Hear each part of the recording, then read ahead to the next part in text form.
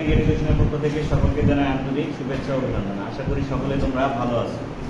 আজকে আমরা নবম দশম শ্রেণীর গণিত বিষয়ে অনুশীলনী 9.2 এর 15 পর্ব নিয়ে আলোচনা করব। 15 পর্বে আমরা আলোচনা করব পাঠ্য বইয়ের 25 নম্বর অঙ্কটা। 25 নম্বর অঙ্কটা কি আছে দেখো, 2 sin square theta plus 3 cos theta minus 3 equal 0 যখন থিটা হবে সূক্ষ্মকোণ, অর্থাৎ থিটা অর্থাৎ আমাদের যে থিটার মানটা বের হবে এই মানটা হবে সূক্ষ্মকোণ। সূক্ষ্মকোণটা কি?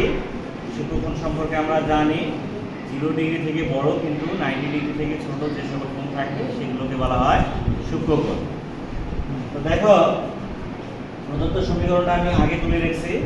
এখন দেখো আমরা কি করতে পারি, আমরা এখানে cos কে ভাঙাই নিতে পারি। cos কে কি ভাঙাবো? cos কে ভাঙালে পাবো 1/sec, কিন্তু 1/sec কে আমরা অঙ্কটা সমাধান হবে না। তার জন্য আমরা এখানে শুধু সাইনটাকে যদি ভাঙাই নিতে পারি, তাহলে সাইনটাকে ভাঙাই নিলে আমরা cos পাবো, cosটা দিয়ে আমাদের অঙ্কটা সমাধান করতে পারবো।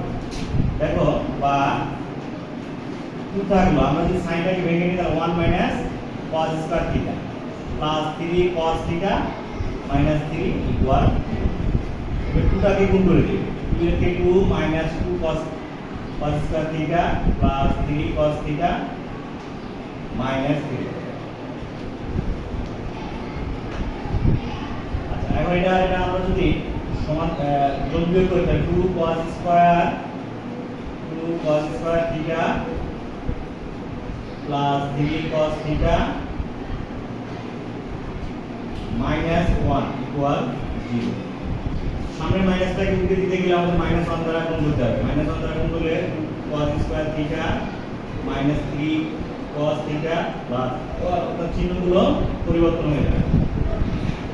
তোমরা সাইডে লিখে রাখবা -1 দ্বারা গুণ করে। এখন আমরা উৎপাদকের বিশ্লেষণ করব। 2 আর 1 গুণ করলে 2 কে 2 এর উৎপাদকের বিশ্লেষণ করব। বা 2 cos square theta minus 2 cos theta minus cos theta. দেখো দুটো cos থিটার সঙ্গে একটা cos থিটা যদি আমরা অ্যাড করে দিই অথবা যোগ করে দেই তাহলে 3 cos থিটা হয়ে যাবে প্লাস 1 ইকুয়াল, বা 2 cos থিটা যদি আমরা কমন নেই তাহলে এখানে হবে cos theta minus 2 cos theta চলে গেলে থাকবে 1 মাইনাস 1 কমন নিলে cos থিটা মাইনাস 1 ইকুয়াল, বা cos theta minus 1 into 2 cos theta minus 1 equal 0। দেখো তাহলে আমরা হয় cos থিটা মাইনাস 1 ইকুয়াল 0 অথবা 2 cos থিটা মাইনাস 1 ইকুয়াল 0, বা 1টাকে কাট করে cos থিটা ইকুয়াল 1। cos কত ডিগ্রির মান 1? আমরা জানি cos 0 ডিগ্রির মান 1। cos 0 ডিগ্রির মান 1, তাহলে 1 এর পরিবর্তে আমরা cos 0 ডিগ্রি লিখব। তাহলে cos cos উঠে গেলে এখানে পাবো আমরা কি ইকুয়াল 0 ডিগ্রি, বা 2 cos থিটা থাকবে 1টাকে পার করে দিলে প্লাস 1 হয়ে যাবে, বা এখন আমরা 2টাকে এদিকে পার করে দিব, পার করে দিলে হাফ হয়ে যাবে, cos থিটা ইকুয়াল 1/2। এখন আমাদের বের করতে হবে cos কত ডিগ্রির মান হাফ। এর আগের অঙ্কটা আমরা করলাম যে 14 পর্বে আমরা যে 24 নম্বর অঙ্কটা করেছিলাম সেখানেই ছিল cos হাফ হচ্ছে 60 ডিগ্রির মান। তাহলে cos থিটা ঠিক থাকলো, এখানে হাফের পরিবর্তে cos 60 ডিগ্রি লিখে দেব। উভয় পক্ষ থেকে cos কাটতে গেলে থাকে থিটা ইকুয়াল 60 ডিগ্রি। এখন দেখো বিষয়টা সেটা হলো এখানে থিটা সূক্ষ্মকোণ বলছে, কারণ আমরা সূক্ষ্মকোণ সম্পর্কে জানি 0 ডিগ্রি থেকে বড় কিন্তু 90 ডিগ্রি থেকে ছোট। তাহলে থিটার মান যেহেতু এখানে 0 ডিগ্রি বেড়েছে এটা নেওয়ার আমাদের প্রয়োজন নেই, কারণ এটা সূক্ষ্মকোণের সঙ্গে মেলে না, বা আমাদের যে শর্তটা দিয়েছে সেই শর্তের সঙ্গে পরিপন্থী নয়। এই কারণে আমরা থিটা ইকুয়াল 60 ডিগ্রিটাই কাউন্ট করব। অতএব নির্ণয়ে সমাধান থিটা ইকুয়াল 60 ডিগ্রি।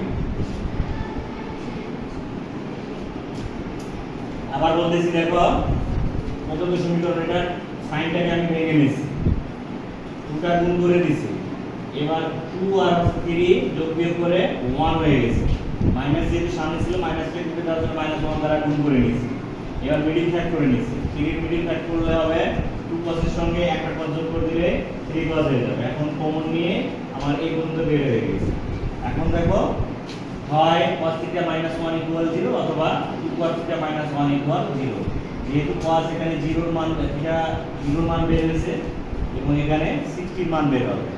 60 মান বের হবে। দেখো আমার অঙ্কের মূল অঙ্কে বলছে থিটা সূক্ষ্মকোণ হতে হবে। থিটার মানটা সূক্ষ্মকোণ হতে হবে। সূক্ষ্মকোণ সম্পর্কে আমরা বারবার করে বলতেছি সূক্ষ্মকোণ হচ্ছে 0 ডিগ্রি থেকে বড় কিন্তু 90 ডিগ্রি থেকে ছোট। যেহেতু 0 ডিগ্রি ডিরেক্ট 0 ডিগ্রি বের হয়ে গেছে তাই এই 0 ডিগ্রি মানটা আমরা কাউন্ট করব না, আমাদেরকে 60 ডিগ্রি মানটা নিতে হবে। এই জন্য আমি এখানে নির্ণয় সমাধান θ = 60 ডিগ্রি নিয়েছি। আশা করি তোমরা অঙ্কগুলো বুঝে গেছো। যদি আমার ভিডিওটি তোমাদের ভালো লাগে অবশ্যই সাবস্ক্রাইব করবে আমার চ্যানেলটিকে। ধন্যবাদ সকলকে।